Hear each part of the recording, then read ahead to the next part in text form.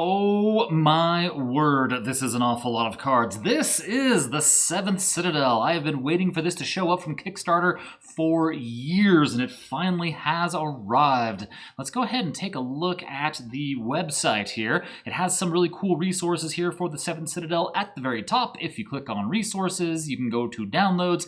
I definitely think this is something everybody should do, but I can't imagine anybody's going to do it until it is too late. But you can verify every single card in the collection here. It's a very long list. It has the rule books, which I appreciate. There's a printer-friendly version of as well. The card leaflet. So I believe that is these. I think that's what these are here. I tried to tilt that up so we wouldn't get any glare. Okay, what else do we have? And then a world map, which looks an awful lot like a world map. Look at that. How can you zoom? You can zoom pretty good. Hey, that's kind of cool.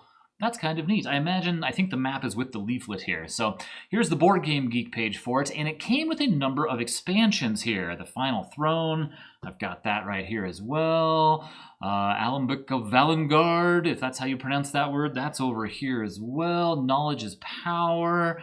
That is this little pack of cards up here. So we're going to get to some good stuff today. The Unveilers, which is right here. I have this right here. These are expansions. And then this is, I'm not sure what to make of this. I don't see this anywhere. I went through the box. I didn't see On the Edge of Peril. I broke down the box. I didn't see it. It looks like it should be a separate thing, I guess. I don't know. Maybe it's inside the box, I hope, because I don't see it here, and that would be incredibly distressing if I waited this long and then somehow didn't get something.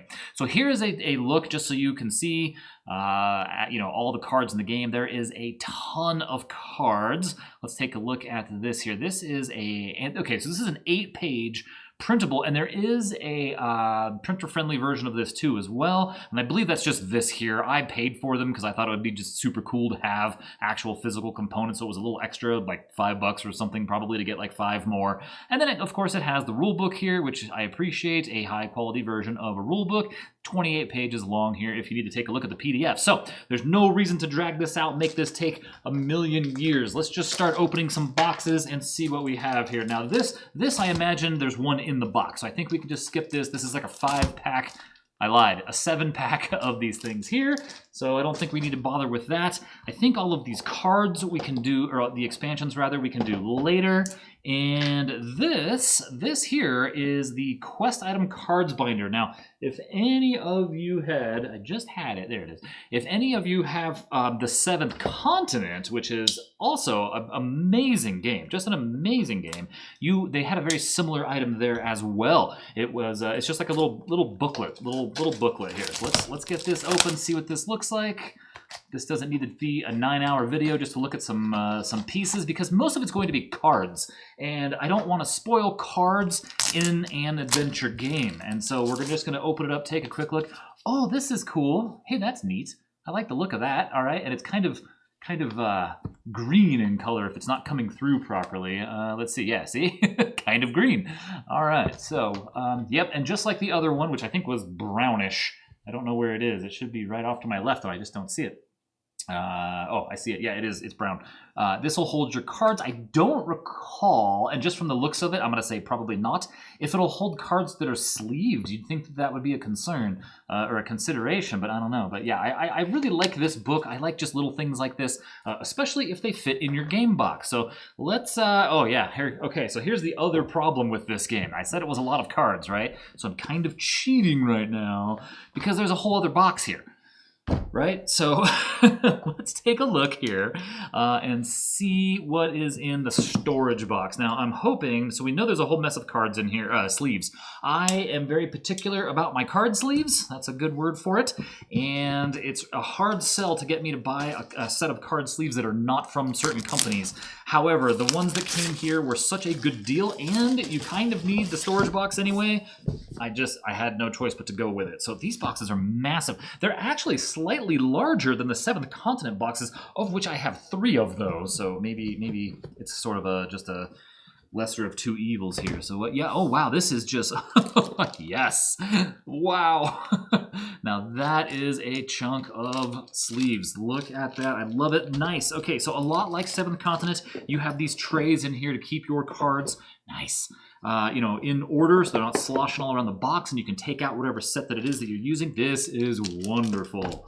This is wonderful. I'm very happy that I got this. Love, you can never have too many of these little foam blocks laying around. So many games you need to find, oh, that's cool, ways to pad out some of your storage boxes. And so I like to collect these things. Now, I don't know what these will be used for just yet, because it would really stink to put cards in here because you can't get them out. So I don't know what this is for just yet, but I'm sure it's super handy, whatever it is. And then maybe for some meeples or something. They're all the same shape though, so I'm not sure what we're about to find, but that's it in the storage box. Let's go ahead and get that out of the way. Wow, this takes up some space. Let's see what's in the main core box here. There are no graphics on the back here, just some stuff. That is something that I've discovered I don't ever look at. When I go to a store to purchase an item, no matter what it is, typically you're looking at the box, you're looking at the back. With a board game, for whatever reason, that's just not something I do. I don't know why that is. Probably, you do the research, first. You're checking things out on Board Game Geek and Reddit and what have you. All right, some more garbage.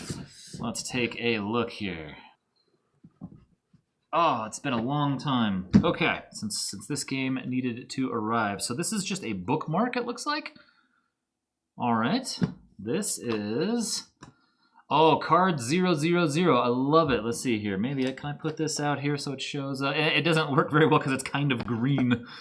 I'm really looking for that other expansion here. Oh, it's in here. It looks like it's here. Okay, cool. All right. Whew. All right. Dear backer, this adventure, which could never have been performed without your support, is now entering its final stage.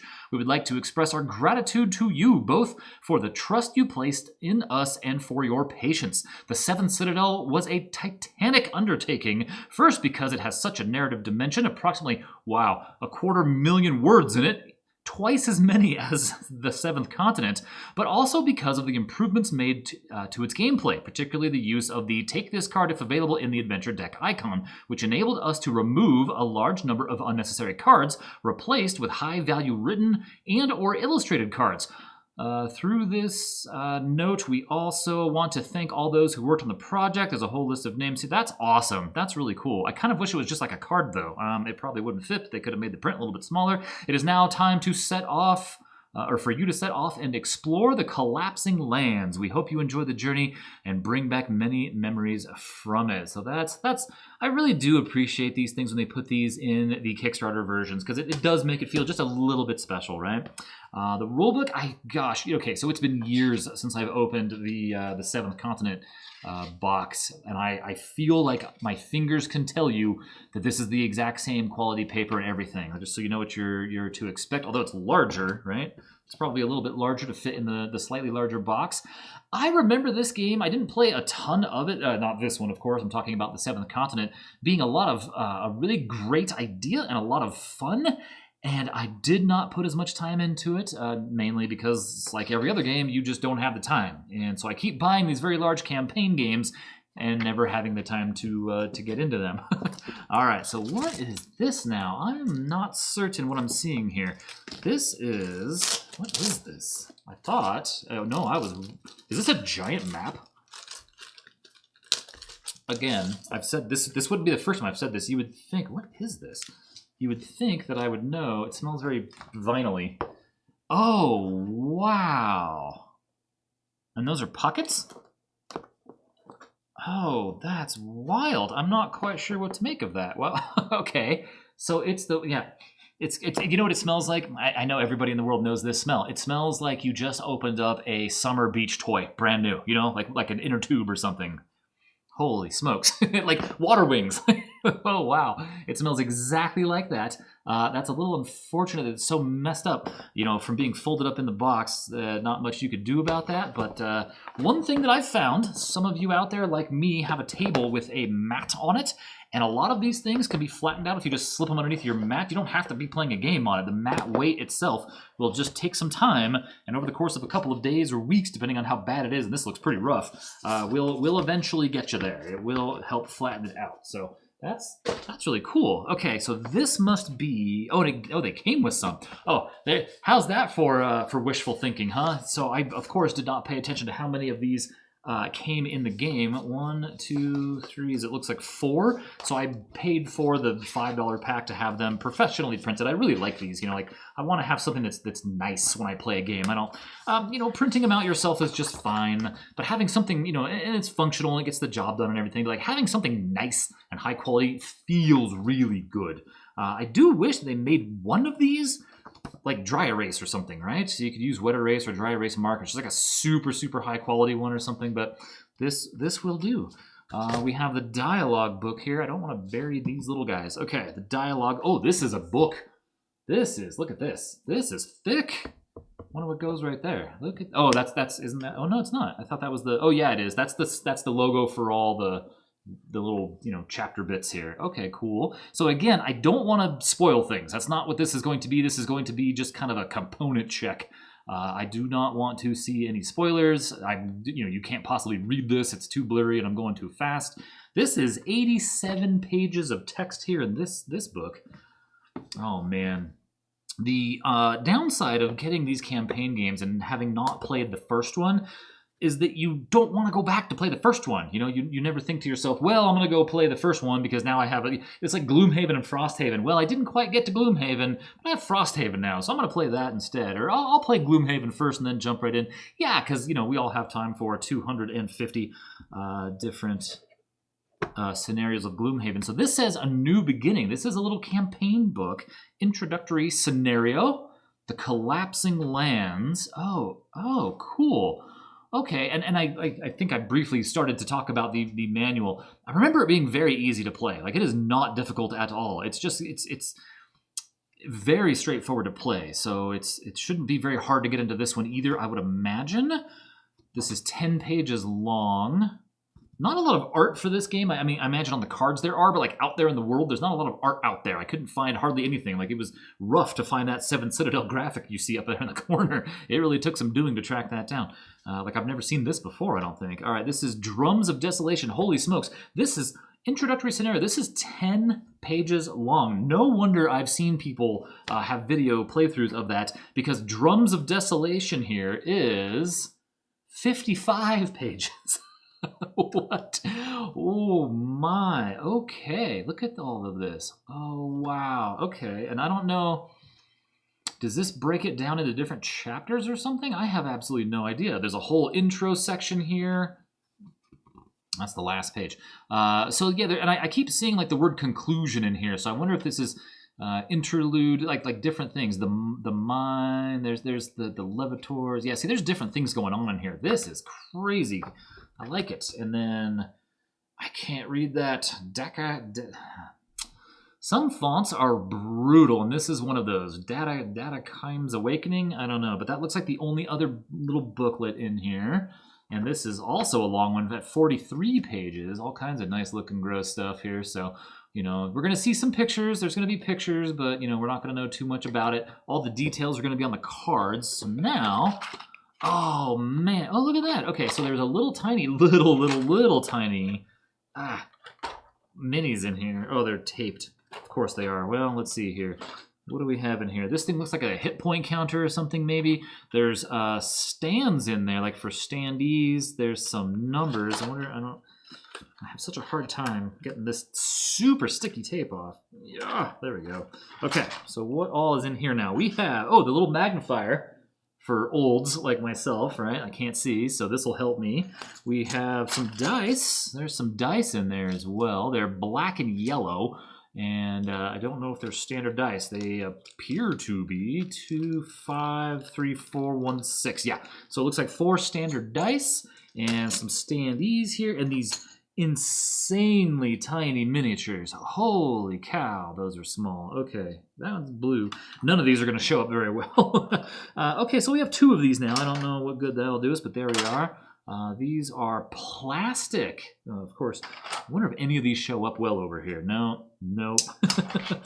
Green certainly will not, and red is our best bet. Oh, that shows up pretty well. Okay, so here, of course it does. So there's what we're looking at. That's what this thing is here. Just the back of it with some cute little graphics there. And it looks like it goes just 0 to 99, perhaps? Let's see. Yes, I see 99 on here. So this goes from 0 to 9. These are nice. I like these. They're plastic all the way through. These aren't cardboard. This is cool. Okay. All kinds of fun little doodads. Now, like I said, I don't want to go flipping through cards because that's where we're going to run into big spoilers. But again, we can see we have the same trays in here.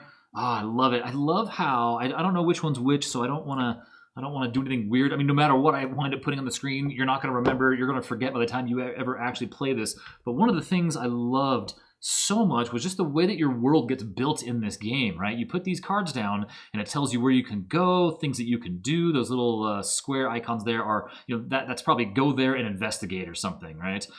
Then you'll see like a little rope climber guy and you can attempt to climb up and everything. And it's very choose your own adventure. I really, really, really had a good time with what I did play of the Seventh Continent. Yeah, look at that. There's people on some of these things. Now, I don't want to hold too many of these up, especially if they have a lot of text on them, because again, we're trying to avoid spoilers. Seeing a quick flash of something here might, be okay. So here's some items. Here is some item. Here are more, right? I mean, whatever all these are, just loads and loads and loads and loads of cards. Here's some more items here. What is this here? You are in shape. Here's like a status marker card. It looks, ooh, that's nasty. Sorry. The Gladius, look at that. So, I mean, tons of items here. This card is obviously green. You are in shape. So I don't know if you get poisoned, you have a red card or something. So many cards. Here's Reflex. These must be like skills. They're blue, athletic. I'm not going to open up all the cards. There's just far too many. They need to be sleeved if you're, a chronic sleever. I I heard it somewhere yesterday. Do you identify as a sleever? Yes, I very much do. Oh, look at that. Okay, so here's the stands for the instead of using the little meeples. That's super cool. I love this. That explains why we had the stands in here. Here's the standees for them. I really like these. I really do. Okay, and then these must be card dividers. Yes, chapter, save, character skills, advanced skills, reflex skills, the past, banished cards, quest items, and then I don't know what that is. Looks like a gate. It almost looks like a gate. I'm not so sure. Then we have, of course, the chapter markers, 10, and then here's card dividers up to 600. Nice. All right. Well, very similar, to the Seventh Continent here. And that's what it was called, right? On the Edge of Peril. Let me dig that up. Yeah, that was what I couldn't find. It is in the box. So that's here. Okay, I don't think there's going to be anything in here except for some cards, right, that we could potentially spoil. One thing I don't see is that big card holder. There was you construct it, and there was a card holder for Seventh Continent. I don't see one of those. What does this say? So this is just another. This expansion contains 2 dividers and 30 cards to spice up your adventure. It cannot be played without the Seventh Citadel base game. To spice up your adventure, the collapsing lands are aptly named. Every step you take could see the ground open up like a gaping maw, eager to swallow you whole. But you've heard whispers about a hidden world below, filled with secrets and treasures, just waiting to be discovered. This expansion contains 2 dividers and 30 cards bearing a unique ID number. If you choose to play with the expansion on the Edge of Peril, not recommended for your first play. And then there's like instructions how to work this into your game there. And this isn't showing up too well today. Wow. Okay, cool. I like it. This has little punch outs even. I don't know why. It just looks cool, but it does. All right, that's kind of neat. More garbage here. All right, let's get this out of the way. I'll deal with all of this later. Maybe I don't want to set that on top. There we go. Perfect. And then I'll probably not see the inside of this box for 3 years. You watch. Okay. Let's see here. Now, we have a bunch of other little expansions to deal with. You can tell I have a different mat out here. I liked the idea of having a mat that kind of matched the colors of this game, which was very, sandy. So this is all I had was my Chessex mat here. So let's take a look. We'll go. I don't know if there's a particular order for these. We'll see what knowledge is power. This expansion for the Seventh Citadel contains 40 cards, including 20 double cards to spice up your adventure. It cannot be played without as I'm sure all of them say, the 7th Citadel base game. That's why it's called an expansion and not a standalone game. That's why it's called a shortcut. If it was easy, it would just be the way, right? All right, let's see here. So this is Knowledge is Power. Oh, there's another. This is the informational thing in here. It just basically says what I just read. 40 cards. You may prepare the expansions cards in the game box before you start the game, following the same guidelines as with cards from the base game and making sure that each number green adventure cards are placed before any gold adventure cards. A history book recounting Kel's glorious past. A treatise on rural poetry, an occult book detailing how to perform a sinister necro-druidic ritual. Many books were lost during the conflict between the Protectorate and the Worm Master. They are just waiting to be found by courageous adventurers such as yourselves. And then, oh my, yeah, there's something else in here. So there's a bunch of, what is that? They almost look like they're not sleeves, but what are these things? That looks like just a maybe they're just warped. No. These are like little booklets. They do open. Okay, that's crazy. So whatever this is, and on the back it gives you a name, and inside it has a whole story. It looks like. Oh, that's cute. Oh, okay. No, I like it. Right. So if we're out there looking for books, I think I've got the stack upside down as part of the problem, perhaps. Yep, here's some more. These are adventure. These are just the green cards. See, but you can't sleeve these. You see the problem here, right? You can't sleeve these cards. Oh, no, they are all messed up. There's all kinds of... Yeah, and these are all whatever these cards are that all open up. They have a whole little story inside. The secret report... There's what does that say? We don't go down to the woods anymore. The Restless Sleeping Boy. There's all kinds of stuff here. The Exploits of the Amber Knight, Volume 1. Travel Diary, The Secret in the Grave. Okay, that's really neat because I'm willing to bet that, this wasn't just, oh, you know why they were done that way, I bet? This isn't just something they half did. This all ties into story bits that you can probably find and track down. One of the things about at least Seventh Continent anyway, and I imagine it's the same here, is that you would discover things on the map if you looked really, really closely. The game wouldn't just outright say, hey, there's something here, open your eyes. You would have to really look at the cards, at the actual map itself, and sometimes you would see like a gravestone or something, and then that told you to go do something else if you found a grave. I can't remember what it was now. Or you'll see like a number very faintly written on an adventure card, and then if you found that little number, you would look that up and see what you found. It's pretty cool. It was really neat. I have a friend who really loves this kind of stuff, and I wish that she was able to find more time to play it because she liked it more than I did. Even I'm pretty sure, like, she really loved this game. It was exactly the kind of, it was like right up her alley, Okay, and I say this game, I mean the Seventh Continent. Okay, so here's the standees for these guys. These just look like trees. Maybe that camera looks a little bit better for you, but it's not focused, but not half invisible.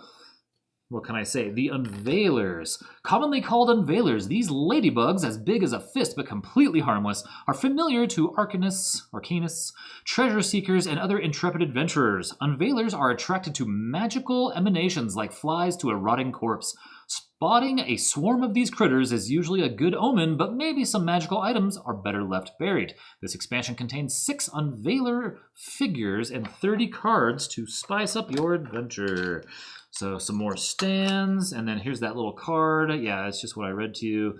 It just shows you here. And it's got minis, so it's got minis in it that you can paint up, which are cool. And again, these are super small minis. These are really tiny guys here, so they're really small, just like everything else in this game here. And then the pack of cards as well. Whew. I love looking at all these items. I don't know what it is. It's loot in games is so much fun to look at. So, we don't want to spoil anything. How did these go in there? I don't know, but I'll figure it out later. Let's move on. Again, I didn't want this to be super long since we're not going to be looking at a whole mess of cards. Oh, I've got this big boy sitting next to me. It even shows up on camera. I didn't even notice that. All right, this one is the one that I don't think I've ever heard this word. said out loud. It's one of those words I've only ever read because, you read them in fantasy books all the time, and, it's on your D&D shops, Alembic of Valengard. The legendary Alembic of Valengard disappeared during the conflict between Kel and the Worm Master. Rumor has it that a oh wait, didn't I read this? I feel like I read that already. Necro-druidic spell was cast and broke it into several pieces, giving each piece 2 root legs. It's now wandering, waiting for the day when it can finally be put back together. It just sounds familiar. All right, this must be part of just the overarching story of the whole thing. Oh, what is this? What is this? Oh yeah, there it is. There's the whole little kit. Can put it right back together again. So I know this isn't going to show up great, but there it is. Your own little distillery. There you go. That's pretty neat. All right, and then again, it's going to be, okay. I'm not opening whatever this box is because, do not open, it says, right? So whatever this is, it's probably just this, but assembled, you think? I don't know. But it says do not open, so we're not going to do that. There's a nice little foam piece in there again. We have the standees and some extra stands for placement of those miniatures. I don't see, unless it's in here, a standee for whatever's in here, so hopefully it is in there. And the Alchemist's Gauntlet. See, I love it. I love finding cool stuff like this. Do not open the A box until the game tells you to. This expansion includes 3 figures and a mystery box, the contents of which you will discover when the game allows you to, and 30 cards bearing a unique ID number. You may prepare the expansion's cards in the game box before you start the game. Okay, cool. Just place them before the gold cards. I dig it. I like that. I'd throw it in the game, right? Just let me have more fun stuff to do. And our final box. I need to get this game to the table. This is just something I have to just set up and play a little bit of every night and just let it take as long as it takes because that's the only way I will ever get this played. The Final Throne. The discovery of a mysterious stone throne, Throne, in the mansion of an ancient Kellian family will set off a series of events in which you will be involved and which will take you all over the collapsing lands. An acid bomb. Ooh, there's all kinds of goods in here. There's a box. Ooh. All right, what do we got here? We have, this is the Final Throne, contains a threat booklet. So is this, right, like the other ones had these threat booklets, so there's only really 3 then? Plus the little introductory adventure? Is that it? They're not like they're short. This one is 39 pages long. Not like they're short, that's for sure. And there's a lot of words between this and the storybook. That's in the main box there. Okay, so yeah, this one has all sorts of stuff. And is this another of the same thing? Oh, look at that. I think it's another of the same ones.